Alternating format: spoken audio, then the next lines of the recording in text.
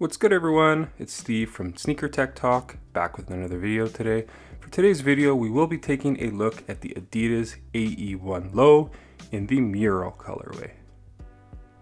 Alright, before we get things started, I did have my tonsils removed about 8 or 9 days ago now, so if my voice sounds a little bit weird, I'm still getting over that surgery. It was a pretty tough surgery, so my voice, my throat, still kind of messed up, can't hoop. Had these for a little bit now. I'm looking forward to getting these on court. But without further ado, let's take a look at the Adidas AE1 Low. Alright, so before we get into the shoe, this is not a performance review, but more of an overview. Starting at the bottom of the shoe right here, you do have this herringbone traction pattern, and it is semi-translucent, as you can see here. This is the exact same traction pattern as the standard Adidas AE1s, so you know they're going to perform amazing. Great bite on clean floors.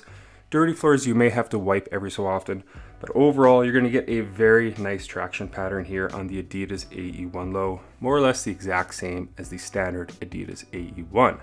Moving your way up from that, you still have that rubberized kind of midsole that wraps up to the upper right here with all of these holes for perforation on the lateral and on the medial side. So you're getting the exact same setup here on the low tops. As far as the cushioning setup, the originals had jet boost. These have light boost. You can see it poking through right here. It is in the heel and in the forefoot, and then bottom loaded you do have light strike. It is peeking through right here, and you can see it through the bottom of the shoe as well. So light strike, bottom loaded, light boost, top loaded in the heel and forefoot. Overall the cushioning is not the same as jet boost. I do find jet boost to feel more like Zoom Air. This is a very nice setup in my opinion, but it will take some time to break in compared to jet boost, so time will tell once I get these on court. As far as some other details on this shoe right here, you do have that faux carbon fiber heel clip right here with that Adidas logo in kind of like a peachy color. You do have kind of like this mesh material, almost like Cordura mesh that's on the Air Jordan 11, running throughout around the eye stay on the lateral and medial side. The tongue is a free floating tongue. There are no bungees, which is a little bit annoying to me. I would have preferred to have bungees kind of cinching it down right here because this tongue may twist and turn while you're playing in them.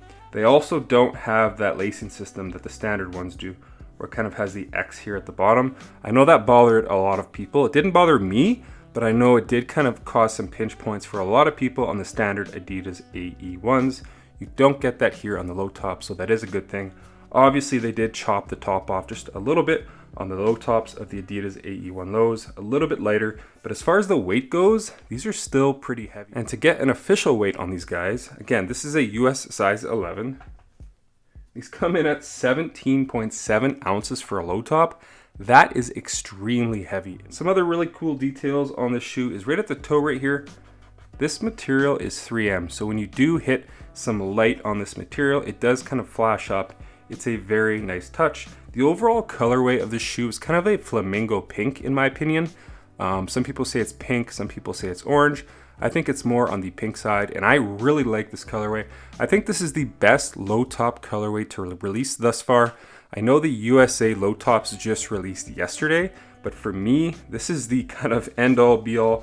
I actually did pick up 2 pairs at the price point of $110 or $140 Canadian. You really cannot go wrong with this colorway and the overall performance of this shoe. But I'm just looking forward to getting these on court because I really enjoyed the Adidas AE1 mids. As far as sizing on these guys, in the mids, I found that they fit long. So I went with a US size 10.5 in the mids. In the low tops, I went to a US size 11, and my toe is like right at the end of the shoe right here.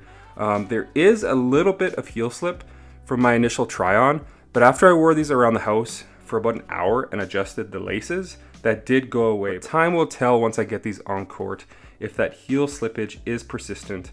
You let me know down in the comments if you guys have played in your pair thus far. Is heel slip an issue long term, or does it go away in the AE1 Lows?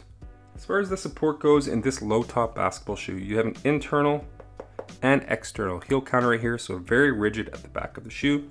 You do have this kind of rubberized wrap that does run down to the midsole, and it does keep your foot on the footbed on those hard lateral cuts. At the bottom of the shoe, you have a very wide and stable base with this flange that does kind of jut out a bit, and then you do have this X plate that runs throughout the shoe right here. which gives great torsional rigidity. So overall, this is a very supportive low top basketball shoe right here in the Adidas AE1 Low. If you load this X plate kind of at the bottom, it does kind of give back a lot of energy return and propel you forward. So a very, very supportive basketball shoe, all things considered. And sound off in the comments though, what do you guys think of the Adidas AE1 / the Adidas AE1 Low this far? I know for a lot of people, they're just too heavy on court, but they do have that off court appeal in my opinion. Now, photos have surfaced of the 2s online. What do you guys think of the 2s?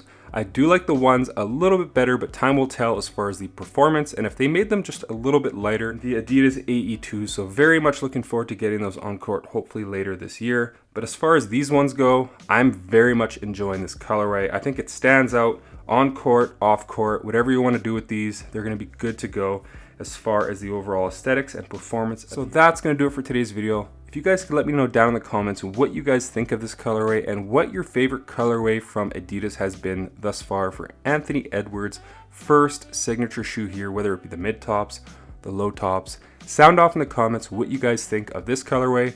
Is it one of your favorites? Is it too bright? Is there too much going on with this colorway? Sound off in the comments. But as always, if you guys could like, comment, and subscribe, that would definitely help the channel a ton. And check out my Instagram over at Sneaker Tech Talk, as it is an extension of my YouTube channel with all my pickups, basketball footage, and nostalgia as a whole. As always, thanks for watching today's video, and until next time, peace.